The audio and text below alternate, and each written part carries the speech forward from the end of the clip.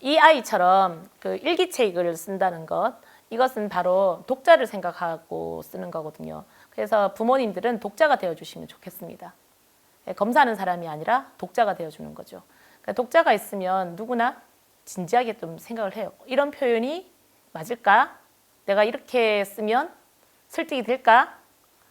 예를 들어서 그 왜 성탄절에 산타 할아버지께 쓰는 편지. 그럴 때 되게 심사숙고하잖아요, 아이들이. 그 우리 아이도 이렇게 써놨더라고요. 제가 올해는 정말 조금밖에 안 울었다고. 거짓말을 하자니 알 것 같고 잘한 건 좀 드러내야 될 것 같고. 그래서 표현했던 것 같은데 그런 식으로 자기 마음을 계속 돌아보게 됩니다. 독자가 있으면. 그리고 나는 무엇을 표현하고 싶은지 생각하게 됩니다. 바로 그 독자가 되어주시는 것, 그게 부모님의 가장 큰 역할이지 않을까 싶습니다. 오히려 8살 아이들한테 글쓰기에 일상적인 글쓰기 시간을 갖게 만드는 좋은 갈래는 일기보다는 어쩌면 편지가 아닐까 이런 생각도 해봅니다. 이제 조금 더 사소한 부분을 한번 들어가 볼게요. 글쓰기 지도하실 때 안 하면 좋을 말인데 가장 자주 쓰는 말. 오늘 무슨 일이 있었는지 한번 써봐. 네, 오늘은 수많은 일들이 벌어졌어요. 그런데 그 수많은 일들 중에서 뭔가를 쓰려면 특별한 걸 써야 된다고 생각하기 마련입니다. 많은 일들이 있었으니까요. 그런데 오늘 있었던 일이 어제 있었던 일과 다른 걸 찾기는 쉽지 않아요. 그러다 보니 쓸거리가 없어져 버려요. 그래서 오늘 있었던 일 중에서 뭘 쓰지? 다 쓸까? 다 쓰자니 어려워. 그러면 간단하게 쓰겠죠.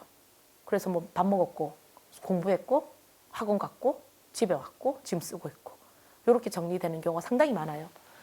그래서 오늘 하루 있었던 일 써보라는 말은 그냥 뭐 스케줄 정리해봐라 이 소리하고 똑같거든요. 부모님들이 오늘 있었던 일 써봐 해놓고는 또 애들 보고 질책하는 말 중에 나는 오늘이라고 쓰지 마. 오늘 있었던 일 써봐 했으니까 나는 오늘 이렇게 대답하는 거거든요. 그래서 오늘 있었던 일을 써봐라고 할 게 아니라 학교에 있었던 일을 써봐라고 할 수 있는데 오늘 하루보다는 훨씬 더 나은 말일 수도 있지만 이게 또 잘못 전달되면 내가 학교에 있었던 일을 보고하는 것처럼 느껴질 수도 있거든요. 그래서 가능하면 그냥 내 일상, 나도 알 수 있는 것, 부모님도 알 수 있는 것 그런 부분에 대한 소재를 던져주는 게 훨씬 좋습니다. 예를 든다면 날씨 또는 뭐 동생하고 있었던 일 아니면 오늘 저녁은 어땠는지 저녁밤은 어땠는지 오늘은 학교에 가면서 본 게 뭔지 이런 아주 일상적인 것 그런 것들을 글쓰기 소재로 먼저 던져주시는 게 훨씬 아이들이 글 쓰는데 수월합니다. 오늘 있었던 일과 동시에 또 제일 많이 쓰는 말이 가장 재밌었던 것 써보라고 하죠. 가장 재밌었던 거 딱 묻는 순간 재미는 있었는데 가장일까? 그리고 어제도 재밌고 오늘도 재밌는 건 재밌다고 애들이 생각하지 않아요. 그건 일상이라고 생각해요. 그래서 이런저런 이유로 가장 재밌었던 건 찾기가 쉽지 않습니다. 저도 여행을 되게 많이 다니는데 사람들이 이 질문할 때 되게 난감해요. 가장 좋았던 곳이 어디야? 이렇게 보면 이게 좋았던 것 같고 저렇게 보면 저게 좋았던 것 같은데 그렇다고 해서 가장에 들어가지는 또 않는 것 같고 이렇게 해서 뭘 말할지 되게 난감할 때 있거든요. 가장 친한 사람 누구야도 마찬가지잖아요. 그런 것처럼 가장 재미있었던 거 써라 이럴 때 어렵습니다. 그냥 있었던 일 쓰라고 하는 게 맞아요.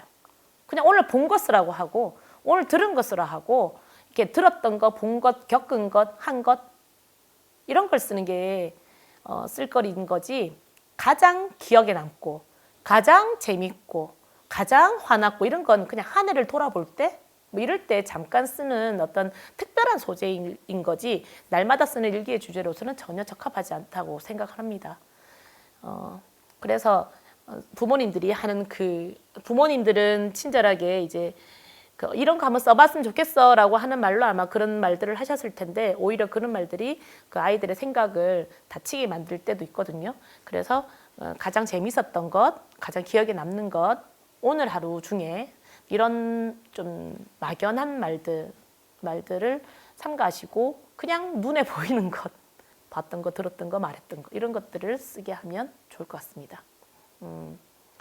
제가 자주 쓰는 방법 중에는 이런 것들이 있어요. 애들이 뭘 써야 될지 아무리 일상적인 걸 써보라 해도 일상에 이것들이 쓸거리인가 뭐 이런 막연할 때가 있어요. 그래서 제가 잘 쓰는 방법 중에 교실에 이제 컴퓨터를 켜놓고 화면으로 보이게 하고 제가 지금 눈에 보고 있는 것, 누가 지금 어떻게 하고 있다. 내가 글을 쓰면서 보라고 하고 있는데 안 보고 책상만 보고 있다. 그러면 그 아이를 보게 되는 거죠. 그러면 그 책상 위에는 과연 뭐가 있길래 내가 하는 말보다 말에는 기울이지 않고 저걸 보게 될까? 나도 저기 가서 한번 볼까? 뭐 이렇게 지금 현재 이 순간에 대한 내 생각, 내가 본 것, 지금 내가 생각하고 있는 것을 쓰고 있는 걸 보여줄 때가 있어요.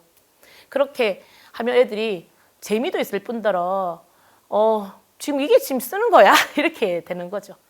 그런 것처럼 내가 지금 있는 것, 이것을 같이 써보시면 더욱더 좋습니다. 그 별로 어렵지 않거든요. 잠깐 시간 내서 그러니까 솔직히 일기 쓰기 지도나 받아쓰기 그 연습시키는 것보다는 훨씬 쉬워요. 엄마도 재밌어요. 그리고 살짝 거기에 또 우리 어른들이니까 내가 하고 싶은 말을 넣을 수도 있어요. 그래서 내가 이렇게 하고 있는데 지금 우리 아들은 어떤 생각을 하고 있을까? 내가 쓰는 글씨를 혹시 뭐 엄마는 뭐 저렇게 글씨를 못 써? 라고 생각할지도 모르겠다. 뭐 이러면서 이제 막 쓰다 보면 아이는 오히려 관심을 가져요. 내 일상 아주 평범한 것 거기에 관심을 가지고 새롭게 들여다볼 수 있는 시선, 그것이 글쓰기에는 굉장히 큰 도움이 됩니다. 특별한 것을 쓰느라 쓰는 게 글쓰기 실력이 느는 것이 아니라 아주 익숙한 것을 새롭게 보고 자세히 한번 써보고 낯설게 써보는 것, 그런 것들이 글쓰기에는 굉장히 큰 도움이 되고 쓰기도 쉽습니다. 분명히 아이들은 그런 것들을 잘 찾을 겁니다. 쓸데없는 소리 하지 마라. 이런 것도 많이 하죠. 쓸데없는 소리 하지 마라. 쓸데없는 거 쓰지 마라. 쓸데없는 거, 쓸데없는 소리는 우리 기준이죠. 내가 지금 바빠 죽겠는데 그런 얘기를 하니까 쓸데없는 거고 막 쓸데없는 막 행동을 하는 것 같고 쓸데없는 말을 한다고 여기는 거거든요. 근데 아이들 입장에서는 굉장히 중요한 것일 수 있고 굉장히 지금 반갑고 굉장히 놀라운 발견을 해서 하는 말이거나 쓰는 글일 수도 있거든요.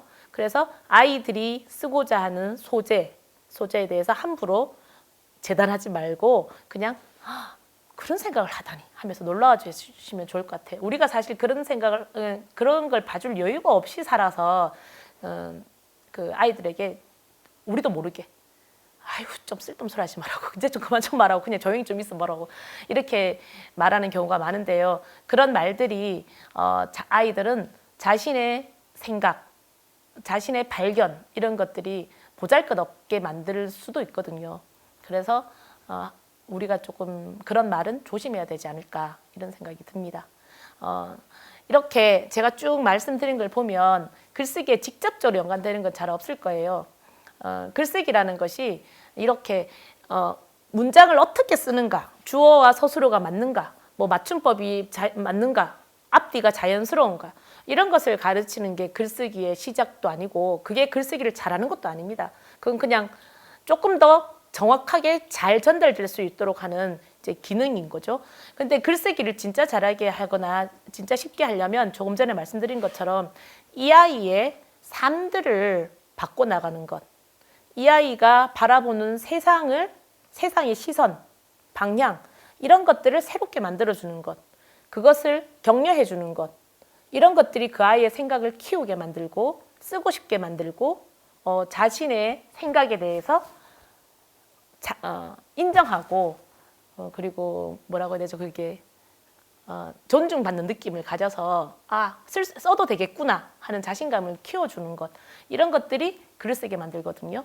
그래서 그런 것들을 찾아주시면, 발견해 주시면 자연스럽게 여러분들의 자녀들은 아주 멋진 글을 쓰리라 생각합니다. 하지만 굉장히 어려운 일이기도 합니다. 네, 여기까지입니다.